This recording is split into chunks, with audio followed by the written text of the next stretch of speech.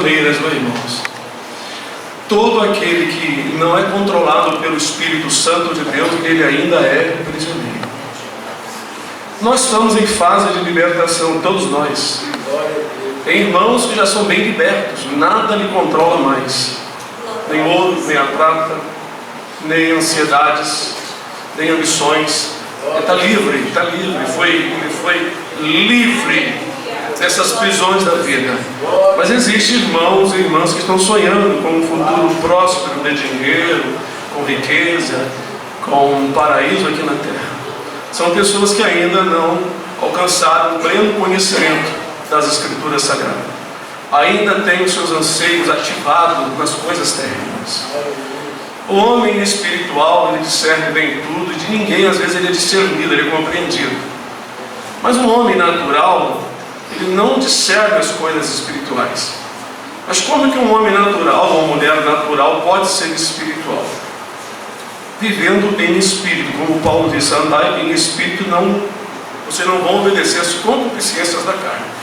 Todos nós somos atacados por concupiscências, né? E essas concupiscências são desejos exagerados que passam do limite e nos levam a ser prisioneiros dos nossos gostos. Todos nós temos gosto pela vida, né? E é dentro desses gostos que Satanás tenta a cada um de nós. Eu sirvo a Jesus desde meus 16 anos e meio. Eu me lembro que sonhava demais. Hoje eu posso, né, com o pé no chão, chegar para um jovem, uma moça, um rapaz, uma criança, e ajudá-lo a se libertar. Se libertar da prisão da vida. A vida é uma prisão. Sonhamos com tantas coisas. E a propaganda e os amigos e a mídia vai passando as informações do que devemos ser, como devemos vestir, o que devemos cantar. Por isso que a Escritura diz no livro de Malaquias, outra vez haverá a diferença entre quem serve a Deus e quem não serve. O ideal de Deus era que o seu povo, em modo geral, o povão evangélico na terra, fosse diferente dos que não servem ao Senhor, mas não são diferentes. Eles têm vergonha de ser diferentes. O problema está aí, não honram ao Senhor, né? Um torcedor de futebol, ele tem o prazer de colocar a camisa, principalmente se for Flamengo, colocar aquelas roupas preta e vermelha e ficar vibrando por ele, porque ele sabe que todo mundo gosta, né? Então ele se sente aceito. O problema do ser humano é esse, assim, querer ser aceito pelos outros. Eu me lembro que antes de ser cristão, meus colegas compravam um tênis de marca, eu tinha que fazer de tudo para comprar, porque eu me sentia inferior. Eu me sentia inferior. E meu ganho, meu salário era muito pequeno. Eu com 15, 14 anos eu trabalhava. E meus colegas chegavam aqui de São Gonçalo, iam para lá, para Cachoeira de Macacão, onde eu morava, e eu me sentia inferior, porque eu não conseguia comprar de imediato as coisas que eles compravam, né?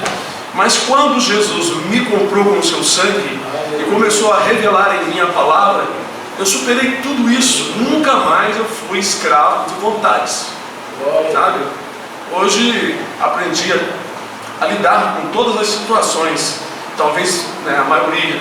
Isso é muito importante, porque você vai amadurecendo, você não se sente inferior a ninguém, sabendo que maior é o que está em nós do que o que está no mundo. A Bíblia diz isso. Então você começa a pensar, puxa, eu tenho o Espírito de Deus aí dentro. O Espírito Santo traz Deus para dentro, traz o sentimento de Deus, traz o sentimento dos céus. Então você é um gigante desconhecido nesse mundo. Mas no dia do juízo, imagina você lá de roupa branca, todo perfeito, de saúde, julgando os perdidos que um dia foram seus amigos, que foram parentes, que foram seus inimigos. Agora tem aquela fila diante de ti para você julgar.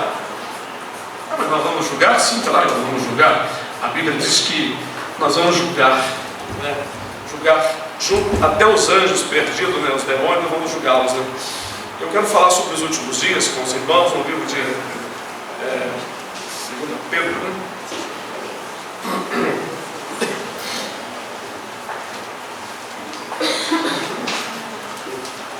Vamos de pé e vamos ler um trecho aqui da palavra de Deus com os irmãos, só para nós lembrarmos, né, irmão? 2 Pedro, capítulo 3.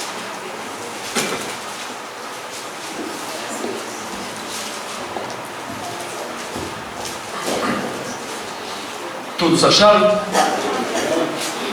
Diz assim: amados, escrevo-vos agora esta segunda carta, em ambas as quais desperto com exortação do vosso ânimo sincero, para que vos lembreis das palavras que primeiramente foram ditas pelos santos profetas e do mandamento do Senhor e Salvador, mediante os vossos apóstolos. Sabendo primeiro isto, que nos últimos dias, estamos atravessando esses últimos dias, sabe, irmãos? Virão escarnecedores ou zombadores, andando segundo as suas próprias concupiscências, e dizendo: onde está a promessa da sua vinda?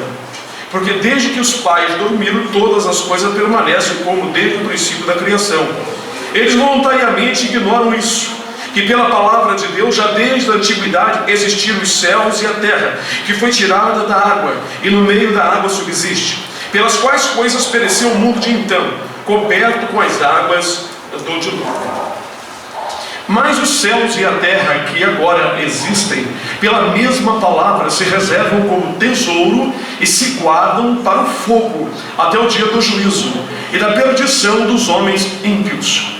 Mas, amados, não ignoreis uma coisa, que um dia para o Senhor é como 1000 anos, e 1000 anos como um dia. O Senhor não retarda a sua promessa, ainda que alguns a tenham por tardia, mas é longânimo, que é paciente, para convosco, não querendo que alguns se percam, senão que todos venham a arrepender-se. Mas o dia do Senhor virá como ladrão de noite, no qual os céus passarão com um grande estrondo, e os elementos ardendo se desfarão, e a terra e as obras que nela há se queimarão. Havendo, pois, de perecer todas essas coisas, que pessoas nos convém ser em santo trato e piedade, aguardando e apressando-nos para a vinda do dia de Deus, em que os céus em fogo se desfarão, e os elementos ardendo se fundirão.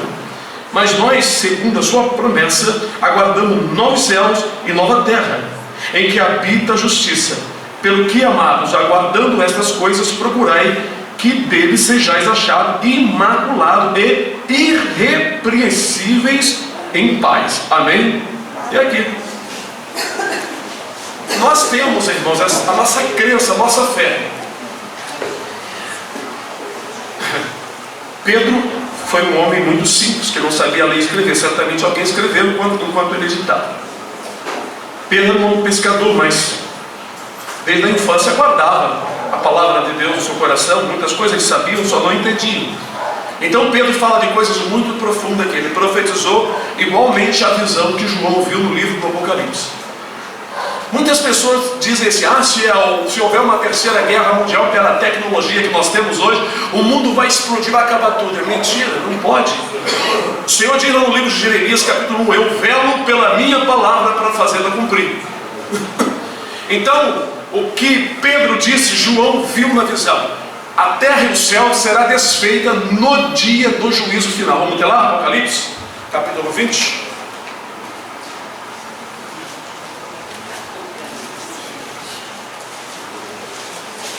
Versículo 11 diz assim: e vi um grande trono branco, e o que estava sentado sobre ele, sobre o trono, de sua presença fugiu a terra e o céu, e não se achou lugar para eles.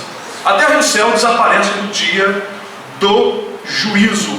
Exatamente, é como Pedro aqui já pronunciou, nós lemos aqui,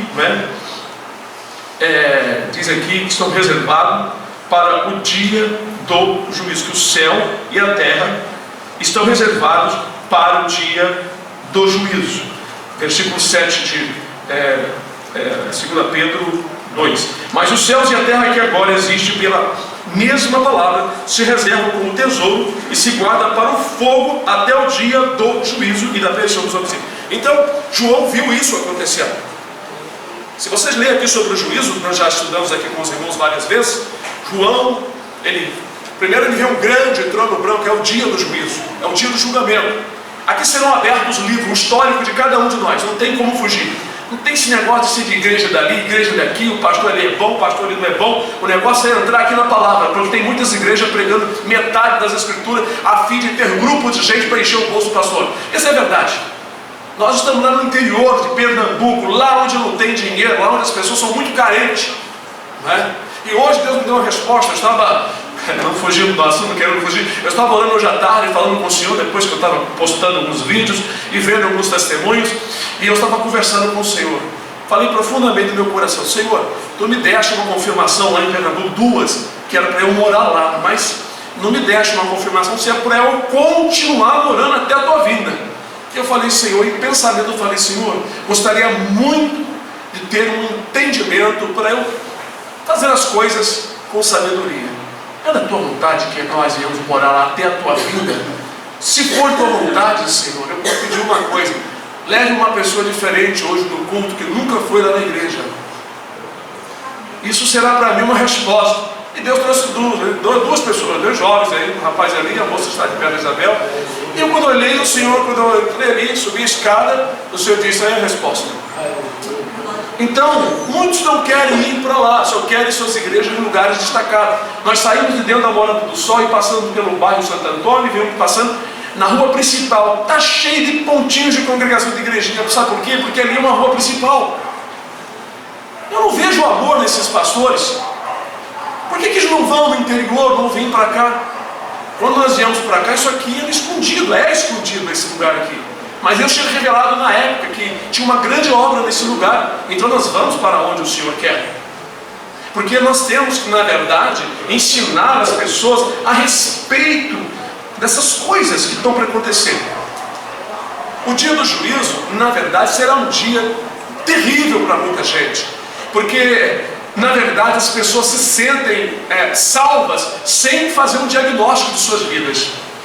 É como, por exemplo, Pedro disse aqui, e está escrito também no livro de Hebreus 12, 14, que diz: segui a paz com todos e a santificação, sem a qual ninguém verá o Senhor. Agora, veja o que Pedro diz aqui.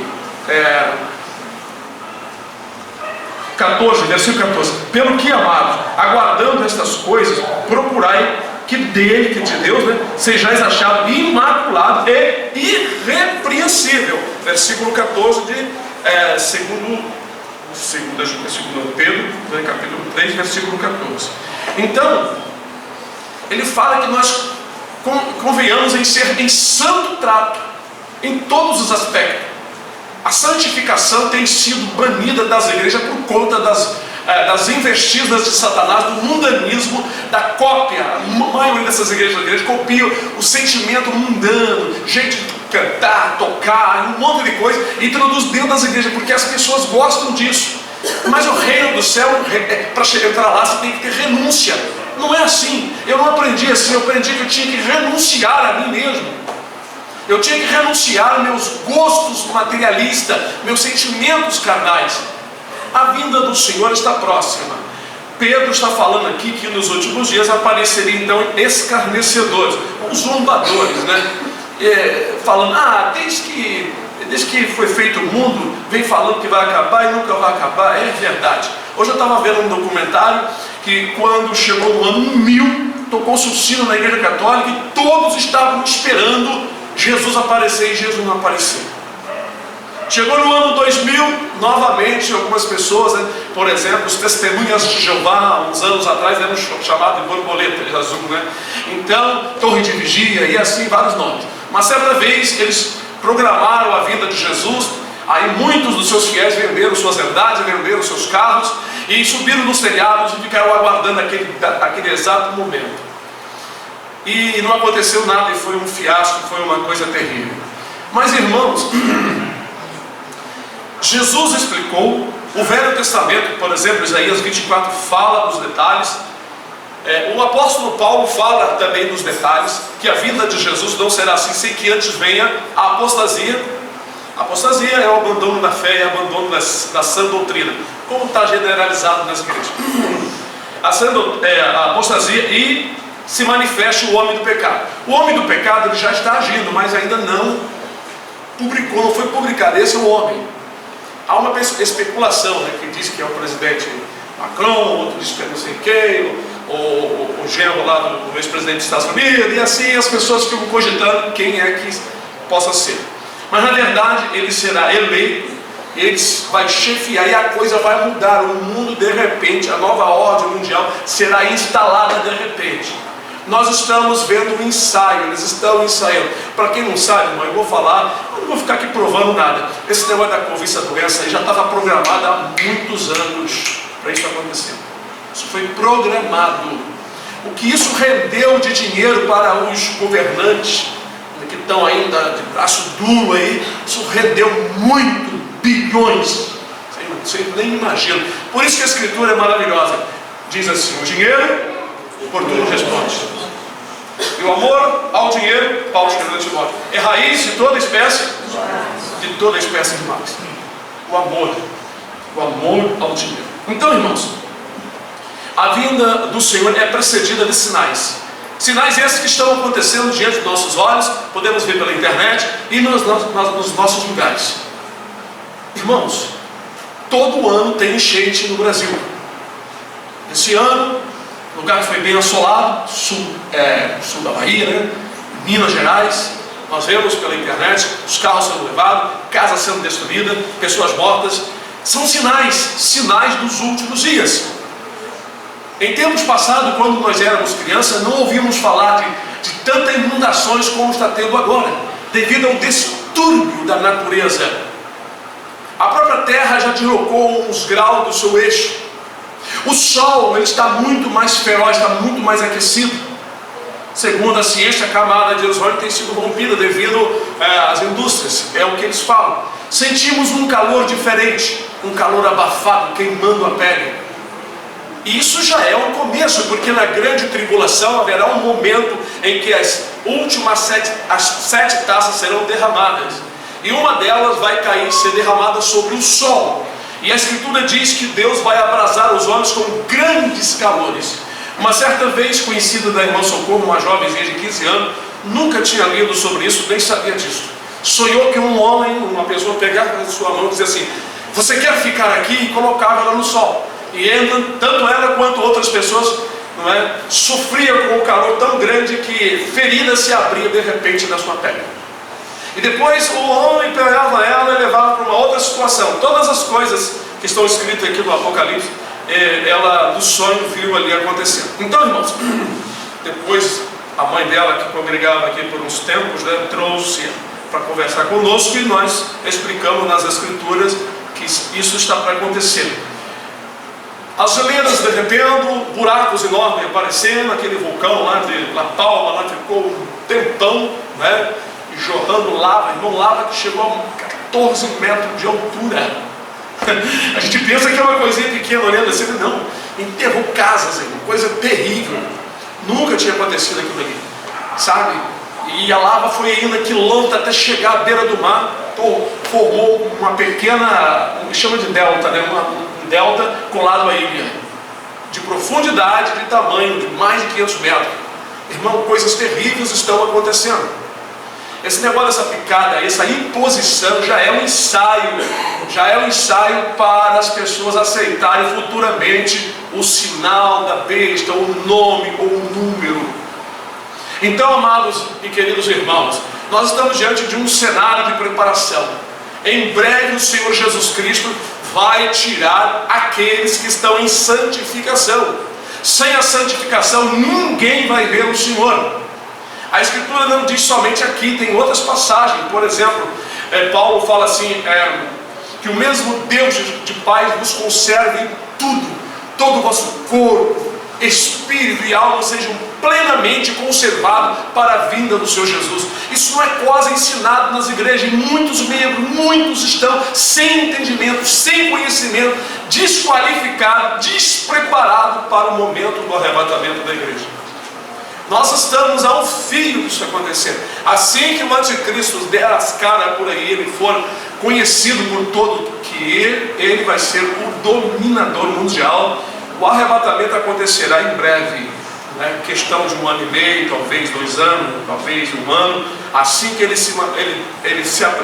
for apresentado ao mundo, porque primeiro ele tem que se manifestar, é um homem do pecado. E tem pessoas que pensam que o anticristo é um sistema. Não, a besta é um homem e a besta, as cabeças eu já expliquei outro dia, é um sistema também, mas ele é um homem também, ele é um homem do pecado, Então a besta vai ser um homem. A besta não é um dragão, um monstro que todo mundo vai ver com 7 cabeças e 10 chifres andando por aí. Não. Já expliquei isso para os irmãos. As 7 cabeças são poderes, são cabeças, são demônios que já existiram e dominaram com alguns reis dos passados. Babilônia, Medo-Persa, Grécia e aí por diante. Então, irmãos, outra coisa interessante é sobre o arrebatamento da igreja. O arrebatamento, essa palavra arrebatar é tomar com ímpeto, né? Isso será feito num momento, num abrir e piscar de olhos. Há uma grande confusão, que as pessoas se confundem muito no texto de Mateus. Muitas pessoas pensam que o arrebatamento da igreja vai ser ou no meio da grande tribulação ou no final da grande tribulação. Mas aí vem a pergunta: vai ser como nos dias de Noé? Por que Deus tirou Noé dali da terra? Para não sofrer o dilúvio. Aí você tem que, será como nos dias de Noé? Será como nos dias? Jesus não estava mentindo para agora vir novos especuladores na internet ensinando um monte de coisa arada aí, que são mentiras do diabo. Ele disse: será como nos dias de Ló? Por que o anjo foi lá, pegou na mão de Ló, na mão de sua mulher, o outro pegou na mão das 2 filhas, e a força, porque eles estavam ainda demorando.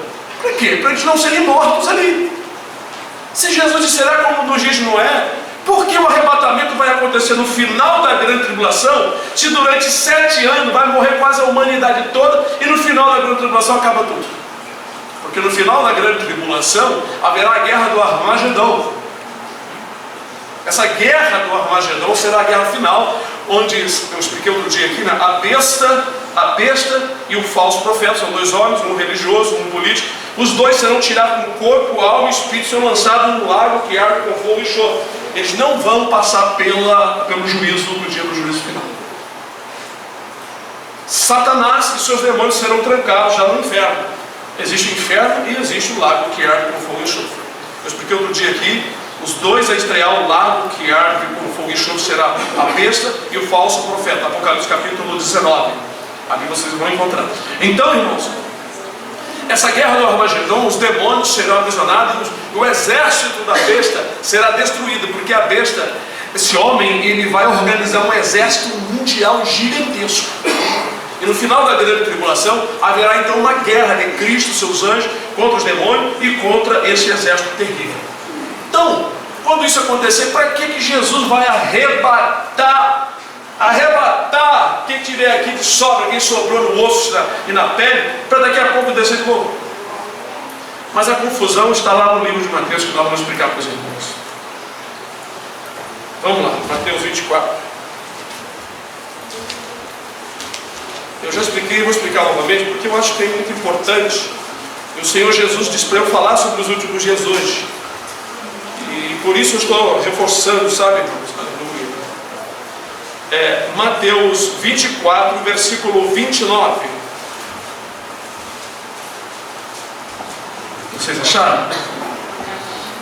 E lê. Veja bem: e logo depois da aflição daqueles dias, depois da grande tribulação, o sol escurecerá e a lua não dará a sua luz, e as estrelas cairão do céu, e as potências dos céus serão abaladas. Está lá no livro de Zacarias. Haverá uma escuridão gigantesca nos céus e na terra, não haverá luz em lugar nenhum. Esse é o sinal da vinda de Jesus para reinar aqui na terra. Não faça confusão com o arrebatamento. Isso aqui é o final. Depois e logo depois da aflição daqueles dias, aí essas coisas vão acontecer. Então, no livro de Zacarias, capítulo 14, está escrito que será um dia conhecido do Senhor. Não será nem noite nem dia, será um dia diferente. Ou seja, não haverá luz do sol, nem luz de lua, e nem de estrelas, e nem luz elétrica, não é, aqui artificial. O sinal do Filho do Homem que vai aparecer no céu é a glória de Jesus Cristo, com milhões, milhares e milhões de servos dele e os santos anjos. E a terra será iluminada de uma maneira gloriosa. Não será um dia de 24 horas, será tudo iluminado, não sei por quantos dias, vou dizer assim, só para a gente ter uma ideia, mas vai cumprir aquela palavra que Jesus disse para o sumo sacerdote. Está escrito também que até aqueles que transpassaram com a lança o verão. Ele disse: em breve verão o Filho do Homem vindo na nuvem com grande poder e glória, assentado no trono do seu Pai. Mas como é que eles vão ver? Na época que eu estudava isso, ora, a Bíblia diz que eles vão ver, mas já estão mortos, como é que vão ver? Aí o Senhor me fez ir lá para o livro de Lucas, onde o rico e o Lázaro, né? Um viu o outro. O rico, estando no tormento, olhou e ergueu os olhos e viu Lázaro lá no seio, no paraíso, né? O lugar de descanso, onde se encontra todos os remidos. O seio de Abraão, essa parte de descanso, né? Ou debaixo do altar, ou paraíso, ou o terceiro céu. Tudo isso é o mesmo lugar. Um lugar provisório, né? De muita glória também. Então, Deus me fez entender que no dia que Ele aparecer no céu, no final da grande tribulação, em que aparecerá o sinal do Filho do Homem, que é a sua glória, o que vai acontecer? Deus vai abrir as janelas, as portas do inferno, ou seja, vai se tornar invisível. Todas as pessoas que estão no inferno, inclusive Satanás e seus demônios, verão Jesus vindo sobre a terra com grande poder e glória. Amém. Todos, até aqueles que os transpassaram, todos os perdidos, todos aqueles que zombaram, todas as autoridades, verão Jesus vindo com grande poder e glória. Amém. Versículo 30. Então aparecerá, que eu falei anteriormente, né? Então aparecerá no céu o sinal do Filho do Homem. Esse sinal é a glória, viu? Versículo 30. E todas as tribos da terra, aqui que é interessante, se lamentarão e verão o Filho do Homem vindo sobre as nuvens do céu com poder e grande glória. Essas nações que vão lamentar são os sobreviventes ímpios de todas as nações. A terra vai ser praticamente dizimada de seres humanos, vai ter quase ninguém na face da terra. Vai morrer muita gente. Apocalipse 6 e Apocalipse 9 fala de uma grande mortandade, fora as outras mortandades. Vai morrer quase a humanidade inteira. Se nós temos hoje 8 bilhões, né? Se ficar 500 mil pessoas é muito. Não, se ficar 500 mil, meu irmão. Estou falando de milhão, não. 500 milhões é muita coisa. Irmão, vai ser uma mortandade que vocês não têm ideia da mortandade. Se você ler o Apocalipse, você se escreve assim, ó, onde os homens vão morrendo. Homens que bebem água amarga morrem. 1/3 da humanidade morre. 1/4 da humanidade morre. As pragas que vão matar as pessoas. Terremoto que vai matar. Vai fazendo cálculo ali. Não tem um número certo. É muita mortandade. Muita mortandade. Vai morrer muita gente. Vai morrer muita gente. Então, amados, quando Jesus vier e o sinal dele aparecer, os sobreviventes marcados com o sinal da besta, que não morreram aqui, vão lamentar porque já era, perderam. Nós estamos quase lá. Falta poucos anos para tudo isso voltar para nossas mãos. Jesus vai ser o governante mundial e os ímpios nunca mais terão domínio. Está quase, falta pouco tempo. Agora vem aqui o que muita gente se confunde, é o versículo 31. E ele enviará os seus anjos com rígido clamor de trombeta, os quais ajuntarão os seus escolhidos desde os 4 ventos de uma e outra extremidade do céu. É aqui que muita gente pensa que é o arrebatamento da igreja. Isso aqui não é o arrebatamento da igreja. Vamos lá. Haverá uma destruição mundial. Apocalipse 16 diz que vai haver um terremoto no globo terrestre inteiro. E Isaías 24 diz a mesma coisa. Isaías capítulo 24 fala sobre a grande tribulação, a desolação e a prisão de Satanás no final dos versículos. Ali então tem uma parte ali que a terra vai vacilar como ébrio. A escritura então diz no livro do Apocalipse 16 que a terra será balançada inteiramente, não como hoje, por exemplo, em algum lugar, como foi no Japão, a placa ali de baixo ali se rompeu para baixo, empurrou a outra para cima e causou aquele tsunami. Não, a Bíblia diz que as cidades das nações vão cair, porque nunca houve um terremoto como esse, nem depois haverá. Vai ser destruído todas as cidades das nações, todas as indústrias, como eu já falei para os irmãos, essas gigantes, essas pontes gigantes, esses prédios gigantes lá de Dubai e de outros países, tudo vai cair. Vamos lá, pontes, estradas, casas, casinha, a terra vai tremer. E eu não sei por quanto tempo ela vai tremer. A Bíblia diz que até os montes vão cair. Então é uma coisa tremenda. É uma coisa que a humanidade ainda não assistiu. Por isso Jesus disse que será um tempo de angústia, qual nunca houve nem depois haverá. Mas vamos lá, vamos usar o raciocínio. Jesus, quando vem então, como é que está a terra? Tem ônibus, tem avião, tem carro, tem táxi, tem posto de gasolina, tem tudo isso, né? Tá.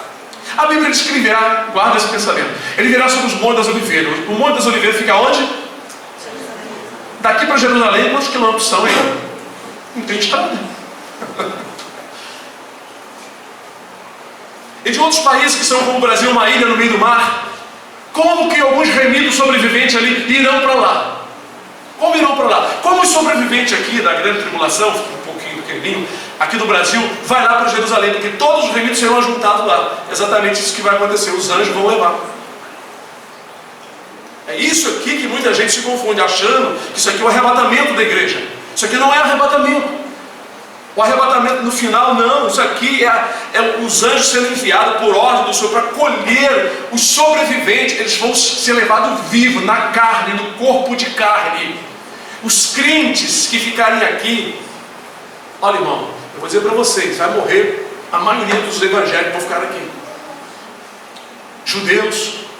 Alguns serão guardados, porque nessa época da grande tribulação se levantará o arcanjo Miguel, Daniel capítulo 12, versículo 1. Nesse tempo se levantará o príncipe que se levantará Miguel, o príncipe que se levanta pelo teu povo.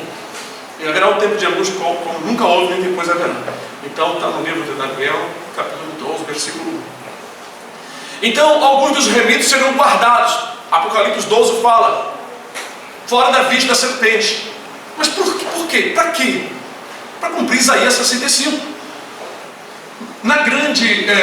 Nos 1000 anos, depois que se segue, depois que terminar a grande tribulação, esses sobreviventes que serão buscados pelos anjos de Deus para ser levados para Jerusalém, porque é lá que todos os remidos vão morar, aquelas regiões todas ali.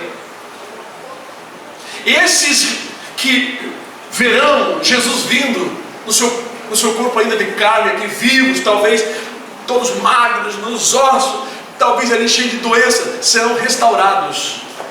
Sua saúde será restaurada. Serão levados então para as regiões de Jerusalém. Para quê?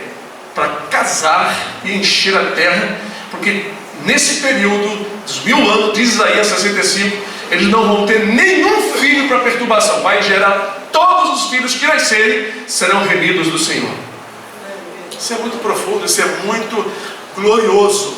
Então, irmãos, são muitas coisas para nós estudarmos e considerarmos.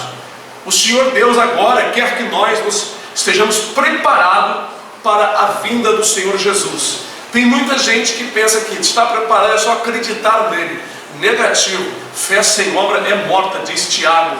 E a Bíblia diz que os demônios também creem e estremecem. Quer dizer, eles têm fé, mas não andam segundo as Escrituras.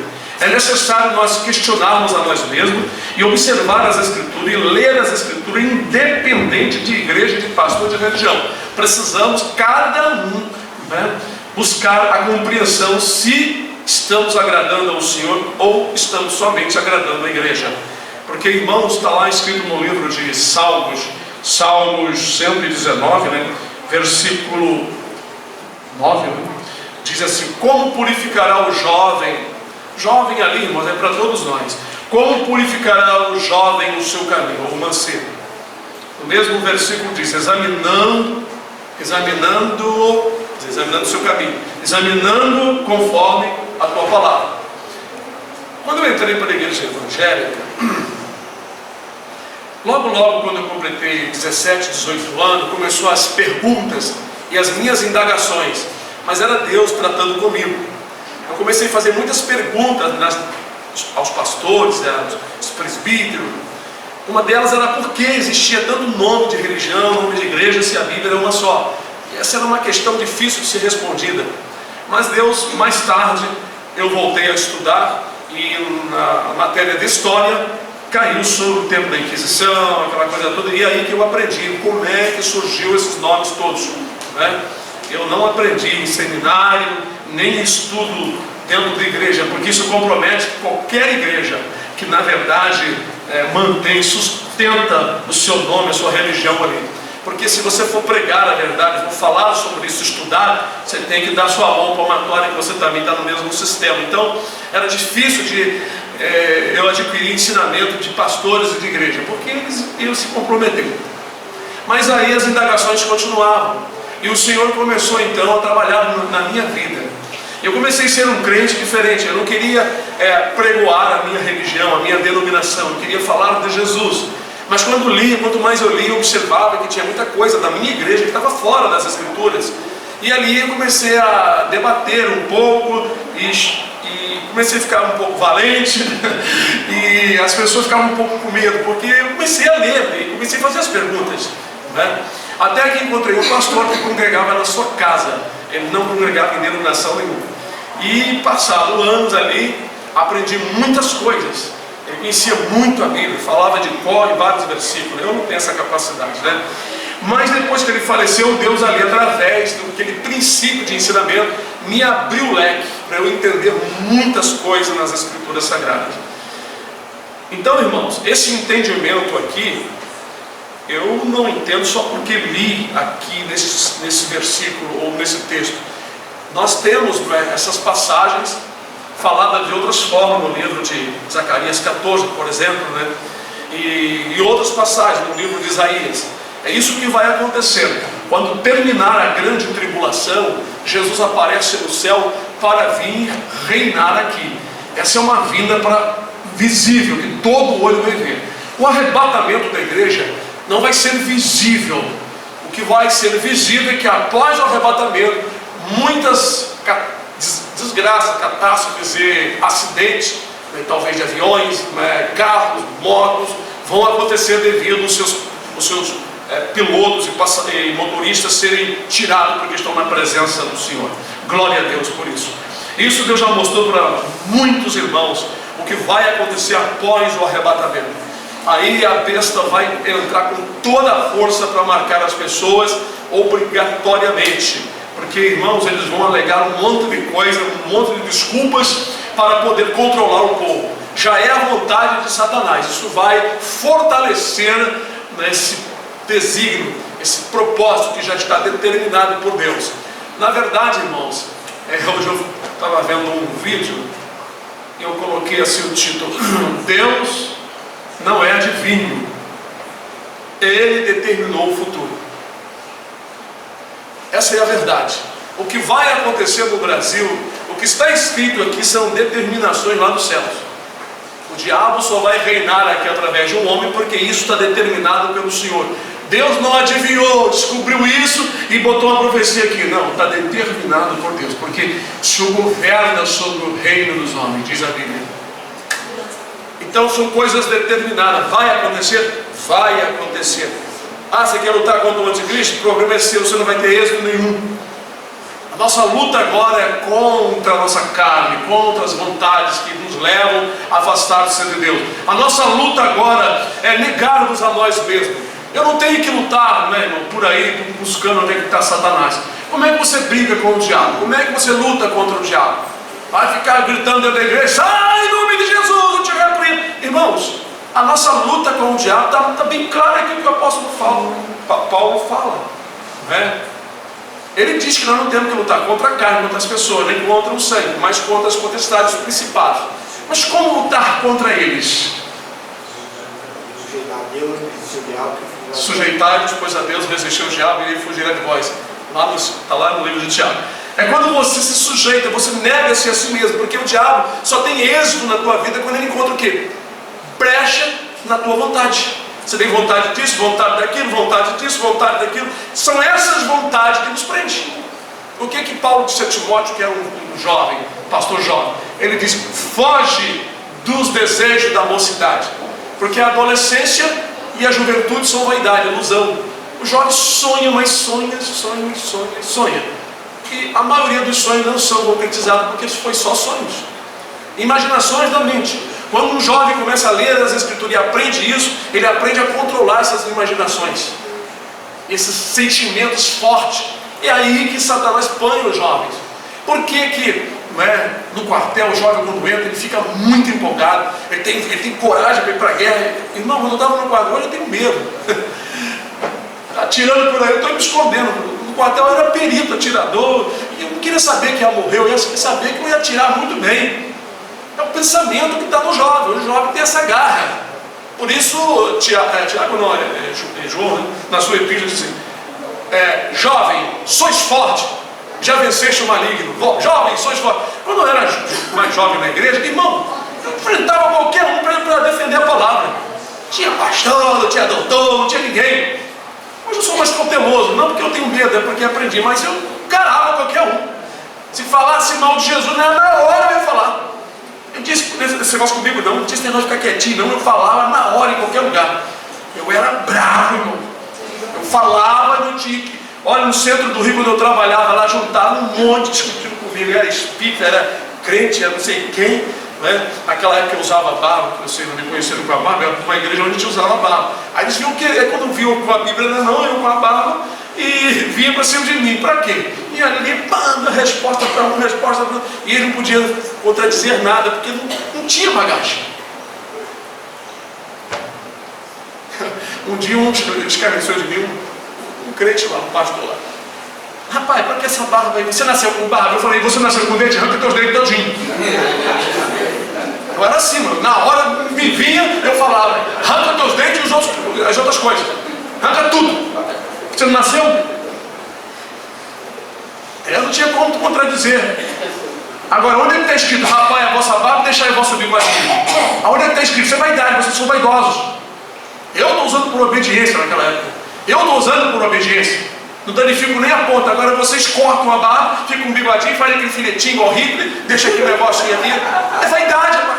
Vaidade, a cara de vocês não é, isso aí não é o que vocês são. Aí os caras sem falar, tinha, eu era bravo mesmo. Mas aí, irmãos, o jovem, voltando para o assunto, o jovem tem essa garra, né? Essa força, essa coragem. Mas é um período de muita ilusão. E hoje nós estamos sofrendo muito com isso. Nós estamos vendo uma juventude, por causa de internet, por causa de celular, afundada em sonhos mentirosos, ilusórios. E isso está despreparando tanto jovem como mulheres, dona de casa, todo mundo só no celular procurando alguma coisa de entretenimento, ao invés de procurar conhecimento. Eu tenho celular, eu pesquiso, vejo algum documentário, hoje mesmo eu vi um documentário que estava muito errado, os 7 sinais da vida de Jesus. Cada coisa errada ali. Mas eu nem quis botar comentário, estou cansado de ficar botando comentário. Deixa o povo acreditar no que eles quiserem. Então, irmãos, eu estava ali e falei assim, Senhor, quanta coisa errada, um negócio tão bem feito, mas errado demais. Então, amados, nós estamos agora num momento difícil, da apostasia, um momento que a santificação está fugindo do entendimento e do sentimento. O pior é quando foge do coração. Eu continuo desejando ser mais santo, ser mais puro para o meu Senhor. Eu não quero fazer propaganda do mundo na minha vida. Eu não quero nem minhas palavras, meu sentimento, minha roupa, o meu carro, nossa casa, que não pareça nada com as coisas do mundo. Não quero nada do mundo. Não quero fazer propaganda deles. Não quero aplaudir cantor mundano. Tem essas cantoras aí evangélicas que hoje é só para ganhar dinheiro. Eu quero sim adorar o meu Senhor Jesus, o Rei dos Reis, o Senhor da Glória. A vinda de Jesus está perto. E o Senhor tem revelado para vários servos dele que a maioria dos evangélicos vão ficar na grande tribulação. Eu já disse para vocês, eu não sou evangélico, eu sou um cristão. Sirvo a Jesus, o Rei dos Reis, aquele que tem poder no céu e na terra, aquele que disse, todo o poder me foi dado no céu e na terra. O nome de Jesus Cristo quase tem sido excluído da verdade das igrejas. Deus para lá, Deus para cá, que Deus te ama, não sei o que lá. Jesus, Jesus, Jesus, Jesus é o Rei dos Reis, Senhor dos Senhores. É Ele que vai tocar a trombeta na hora do arrebatamento. É Ele que estará nas nuvens aguardando, não é, o Espírito Santo e os anjos sair daqui com todos os santos para encontrar com Ele nos ares. Aleluia. Isso vai acontecer, não abrir e piscar de olhos. Então, como Jesus disse, olha, será como nos dias de Noé. Então, irmãos, o arrebatamento não vai ser na grande tribulação. O que tinha nos dias de Noé? Jesus disse, casavam-se, davam em casamento, colhiam, plantavam, olha só, não tinha ninguém em guerra. Não era um momento de guerra quando o dilúvio veio. Eu sempre falo isso, às vezes bota algum comentário, né, que tem gente sonhando aí um monte de coisa aí, termina confundindo a mente das pessoas. Será como no dia de Ló? Estava todo mundo dançando, fartura de pão, ociosidade, ninguém precisava trabalhar. Então o arrebatamento vai acontecer num momento desse, quando Paulo disse assim: então quando disserem a paz e a segurança, virá repentina destruição. Irmãos, esperar Jesus num caos, como por exemplo foi no tempo de Hitler. Hitler mais de 10 anos dominou, todo mundo pensava que ele era o anticristo, porque ele mandava matar as pessoas, os judeus em massa, era uma coisa terrível. Mas os sinais que Jesus falou não estavam acontecendo. Foi um período difícil ali.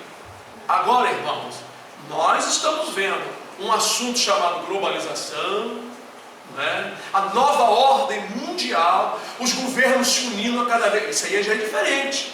Hitler não, ele era sozinho, era um ditador. Agora nós estamos vendo algo mais assim, mais claro, mais concreto. As nações estão se unindo, as leis, irmãos, o anticristo vai criar uma lei só nos países que ele vai dominar. Haverá um exército gigantesco. Quem vai resistir? Ele vai usar toda a tecnologia, que está bem avançada, além desse chip, né, esse invólucrozinho de vidro que põe nas pessoas, já tem outras coisas eletrônicas, né? Como um selo que eles põem na pessoa, e aquilo chega até a acender na pessoa. Então, amados, a coisa está caminhando e está chegando um momento. Vamos buscar o Senhor. Não deixa ninguém vir te corrigir porque você está vacilando. Procura se corrigir. Como nós lemos em Pedro, que cada um seja irrepreensível. Quer dizer, você não dá ocasião para ninguém te repreender. Aqui diz aqui, versículo 14: pelo que, amados, aguardando essas coisas, procurai que dele, que de Jesus, sejais achados imaculados, sem mancha nenhuma, imaculados e irrepreensíveis em paz. Não é fácil não. No ato do arrebatamento não vai qualquer um não, irmãos. Nós temos que ser imaculados e irrepreensíveis, amando os irmãos, vivendo em paz e perdoando uns aos outros e se colocando à vontade do Senhor. Porque, irmãos, a maioria das igrejas não estão oferecendo esse ensinamento não. De maneira que as pessoas serão pegas desqualificadas. Esse é um problema. Porque a vinda do Senhor será no momento em que as pessoas não vão estar aguardando. Estará alguém, de repente, lá estudando, ou está lá, né, passeando, ou está em casa fazendo trabalho, alguém está trabalhando lá no seu patrão, conversando, de repente. Então nós temos que vigiar em todo o tempo. Em qualquer lugar onde você estiver, vigie com a sua vida. Vigie com a sua vida. Vamos ouvir o